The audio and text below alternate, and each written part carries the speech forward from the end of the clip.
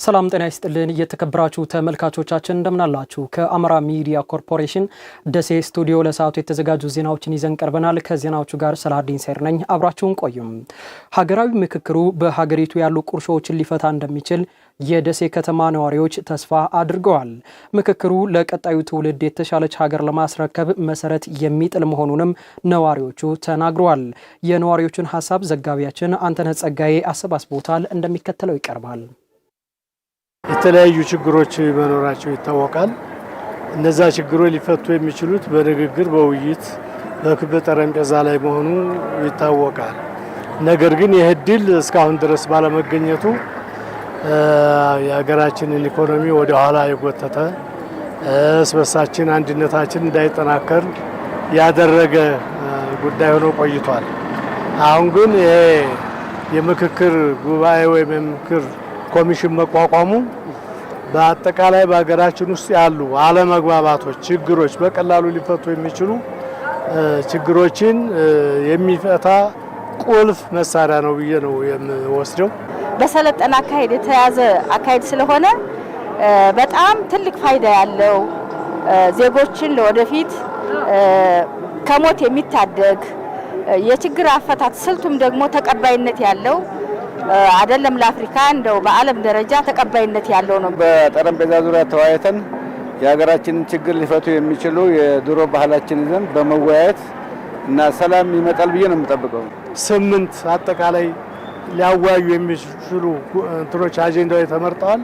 በእነዚህ አጀንዳዎች ዙሪያ መግባባት ከተፈጠረ በሀገራችን ስር ነቀል የሆነ መፍትሄ ይገኛል የሚል ትልቅ እምነት አለኝ። ለአንድ ሀገር የሚያስፈልገው ሜዳ ተራራውን ብቻ ሳይሆን የሚያመርት የሰው ኃይል ስለሆነ ይሄ የአምራች የሰው ኃይል ደግሞ እንዲሁ ባልባሌ ቦታ ከሚቀር ከደመሳፍ ባሻገር ለሀገሪቱ ልማት የሚውልበትን መንገድ ጉልበቱን የሚያለማበትን ሀገሩን የሚያለማበት መንገድ እንዲፈጠር ይሄ ሀገራዊ ምክክር እነዚህን ችግሮች ፈቶ ወደ ሰላማዊ መንገድ እንደርሳለን የሚል ሀሳብና አስተያየት አለ። በጫካ ያሉ ወንድሞቻችንም ወደ ሰላም መተው ሀገራችን ሰላም ሆና ኢኮኖሚያችን አድጎ ካደጉትና ከበለጸጉት ሀገሮች ተርታ እንደምንሰለፍ ትልቅ ተስፋ አለኝ።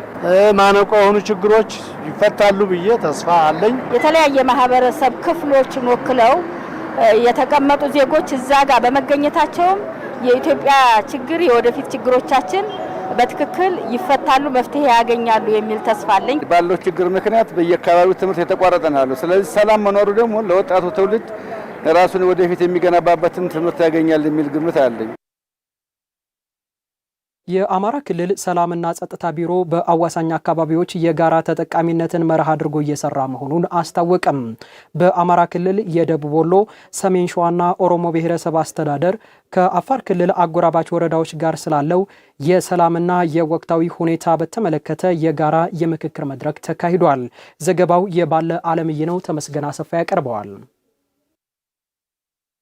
የአማራ ክልል ከሚዋሰንባቸው ክልሎችና አካባቢዎች የጋራ የኢኮኖሚ የማህበራዊና ፖለቲካዊ ተጠቃሚነት መሰረት ያደረገ ሁሉን አቀፍ ግንኙነት ያለው ክልል ነው። ከሰሞኑ የክልሉ ሰላምና ጸጥታ ቢሮ ከአፋር ክልል ከሚዋሰኑ የሰሜን ሸዋ ኦሮሞ ብሔረሰብና ደቡብ ወሎ ዞን አጎራባች ወረዳዎች በሰላምና ወቅታዊ ጉዳዮች ዙሪያ ምክክር መድረክ አካሂዷል። በሁሉም ዞኖች ባሉ አጎራባች ወረዳዎች ያለው ማህበራዊ መስተጋብርና የጋራ ኢኮኖሚያዊ ተጠቃሚነት ከጊዜ ወደ ጊዜ እያደገ መምጣቱን ነው የየዞኖቹ የሰላምና ጸጥታ መምሪያ ኃላፊዎች ተናገሩት። የአፋር ወንድሞቻችን ሰሜን ሸዋ በተለይ ሸዋሮቢት አካባቢ የመጡ ገበያ ጭምር የመገበየት አብሮ የመኖር አጠቃላይ የእርሻ ስራ ተጋግዘው የመስራት እና በኢኮኖሚ ራሳቸውን ጭምር የማሳደግ ስራ እየተሰራ ነው ያለው ማለት ነው። ከአፋር ጋር በሁሉም ቀጠና ከጫፍ እስከ ጫፍ በእርቀ ሰላም ተፈተዋል የነበሩ ግጭቶች አሁን ላይ በመልካም እንግዲህ በጋራ ገበያ ትስስር በተለያዩ እንትኖች በጋራ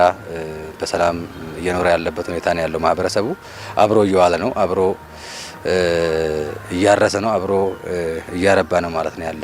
በደም የተሳሰረ ነው የአፋርና የአማራ ህዝብ በደም የተሳሰረ ማህበረሰብ ስለሆነ የተጋባ የተወለደ ስለሆነ ሰው በነጻነት እየተንቀሳቀሰ ነው ኤሪያ ላይ ማለት ነው አለምንም ጠያቂነት ማለት ነው።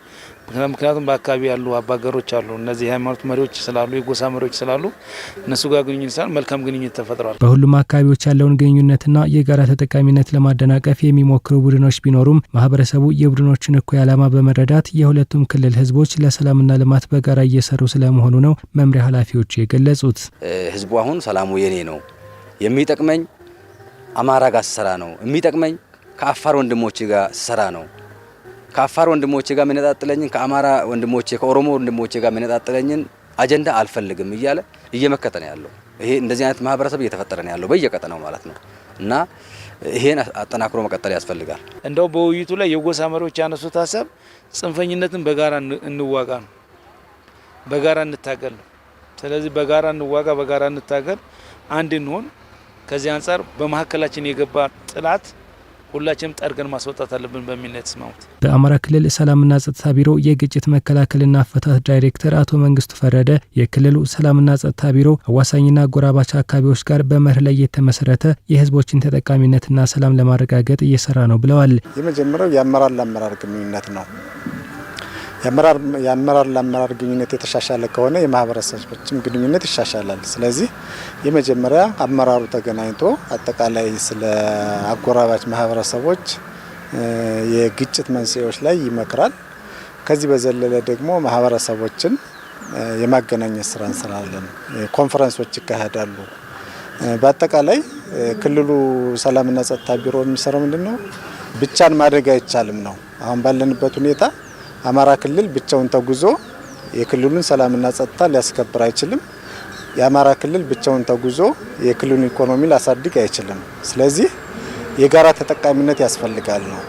ከሁሉም ክልሎች ጋር በጋራ ተጠቃሚነት መሰረት ያደረገ የሰላምና የልማት ስራዎችን እንሰራለን ማለት ነው። በቀጣይም ከሰላም ባሻገር በአማራ ክልል አጎራባች ዞኖች ያለውን የእንስሳት የማዕድንና ሌሎች ጸጋዎችን የበለጠ በጋራ ለመጠቀም መልካም ግንኙነቱ ተጠናክሮ እንደሚቀጥልም ተመላክቷል። በደቡብ ወሎ ዞን ሀርቡ ከተማ በብረት ድስት ማምረት የተሰማሩ ወጣቶች ውጤታማ ስለመሆናቸውና ወደ አነስተኛ ኢንዱስትሪ ለመሸጋገር የመስሪያ ቦታ እንደሚያስፈልጋቸው አሚኮ በቦታው ተገኝቶ መዘገቡ ይታወሳል። ከወራት በኋላ የወጣቶቹ የመስሪያ ቦታ ተመቻችቶ ወደ አነስተኛ ኢንዱስትሪ ስለመሸጋገራቸው ከተማ አስተዳደሩን ጠይቆ ዘጋቢያችን ደጀናምባቸው ተከታዩን ዘገባ አዘጋጅቷል። በደቡብ ወሎ ዞን ሀርቡ ከተማ አስተዳደር በብረት ድስት ማምረት የተሰማሩ ወጣቶች የስራውን አዋጭነትና የአሰራር ስርዓታቸውን ነግረውናል። እዚሁ ሰርተ ነው ልክ እንዲህ እንደምታዩት እንደዚህ በሚቀመጡበት ሰዓት ራሱ ያለው ስሜት ይለያል። በቃ በጣም ደስ የሚል ነው።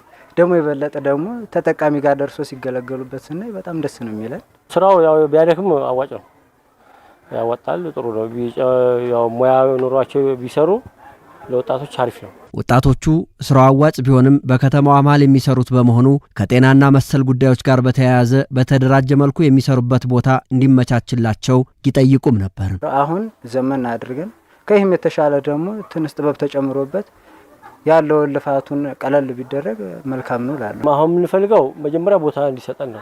በቦታው ለዘገባ በተገኘንበት ወቅት ከተማ አስተዳደሩ የወጣቶችን ጥረት በማድነቅ በበጀት ዓመቱ ቦታ አዘጋጅቶ ወደ ስራ እንደሚያስገባቸው ቃል ገብቶ ነበር። እነዚህ የተበታተኑት ኢንተርፕራይዞች የሚሆኑ በግለሰብ ደረጃ ያሉት ወደ አንድ ቦታ ሆነው ከመንደርም ውጭ ወጥተው በአነስተኛ ኢንዱስትሪ እንዲሆኑ ይሄንን በከተማ ደረጃ እየተሰራ ነው ያለው። ስለዚህ በዚህ ዓመት ላይ ይሄንን ፕሮሰስ ጨርሰው ያው ወደ ተግባር እንዲገቡ የስራ ዕድል ምክር ቤቱም ጭምር ይሄንን እንደ አንድ ስራ ይዞ የማጽዳት ስራ ከዛ በኋላ ለልጆቹ የማስረከብና ወደ አነስተኛ ኢንዱስትሪ መንደር እንዲሆኑ የማድረግ ስራ ፕሮሰስ እያደረግን ያለንበት ሁኔታ ነው ያለው። ከወራት በኋላ ተመልሰን ባደረግነው ክትትል ቦታው ተዘጋጅቶ ለወጣቶቹ አልተሰጣቸውም። ስለሆነም የከተማ አስተዳደሩን ስራና ክህሎት ጽህፈት ቤት ኃላፊ አቶ መሐመድ አበበን ጠይቀናል። 2018 ላይ መሬት አስተዳደር የሚባል ጽህፈት ቤት ሳይሆን ከተማና መሰረተ ልማት ጽህፈት ቤት ውስጥ አንድ የስራ ሂደት ቡድን ሆኖ ነበር ሲንቀሳቀስ የነበረው ማለት ነው። ስለዚህ አሁን በዚህ በጀት ዓመት ግን በፎርም 15ቱ መሬት አስተዳደር የሚባል ጽህፈት ቤት ተዋቅሮ ወደ መሬት አስተዳደር ጽሕፈት ቤት ባለሙያዎቹ መርጅ ተደርገው በውክልና ነው አሁን እየተመራ ያለው ማለት ነው። አሁን ሙሉ ስራው የሚቀረው እነዚህ ጽሕፈት ቤቶች ላይ ለይቶ ሀብቱ ወደኛ የስራ ዕድል መፍጠሪያ ተብሎ አልመጣም። የስራ ዕድል መፍጠሪያ ተብሎ በሳይት ለይቶ ለስራና ክህሎት ጽሕፈት ቤት ከመጣለት በአጭር ጊዜ ስራ ዕድል ምክር ቤቱ ወስኖ ቦታው ላይ ወደ አገልግሎትና ወደ ሼድ ግንባታ እንዲገባና ተጠቃሚዎች እንዲሆኑ ማድረግ የምንችልበት ፕሮሰስ አይኖረውም ማለት ነው። በእኛ በኩል የመዋቅሩ ጉዳይ መፍትሄ እንደተሰጠው የወጣቶቹም ጥያቄ መልስ ያገኛል ብለዋል። የት አካባቢ ላይ የት ክላስተር ላይ ይህን ተግባር እናሳርፈው የሚል ውሳኔ ወስኖ ቦታውን ማስተላለፍ ነው የቀረው። በሀሳብ ደረጃ እንደተባለው 2018ም ሼዱን ገንብተን ወደ ስራ እናስገባለን የሚል ኮሚትመንት ወስደን ነበር። ያንን መፈጸም ያልቻልነው ግን የጠራ የሆነ የራሳችን ሀብት ለይተን ማወቅ አለመቻል ችግሮች ስለነበሩ እሱን ግን በዚህ በጀት ዓመት ቋይተን ካስተላለፍን ከኢንተርፕራይዞች ጋር በትብብር ሼዱ ተገንብቶ ስራ ላይ ይውላል የሚል የመጀመሪያ ከ90 ቀናችን የክረምት ስራ ከ90 ቀን እቅዳችን የመጀመሪያ 40 ዓመት ስራችን አንዱ ተግባር እንደሆነ አቅጣጫ ተቀምጦበት እየተመራ ነው ያለው። የተከበራችሁ ተመልካቾቻችን ከአማራ ሚዲያ ኮርፖሬሽን ደሴ ስቱዲዮ ለሰዓቱ የተዘጋጁ ዜናዎች የተከታተላችኋቸውን ይመስላሉ። ከዜናዎቹ ጋር ሰላሀዲን ሰይድ ቆይታ አደረኩኝ። በያላችሁበት መልካም ጊዜ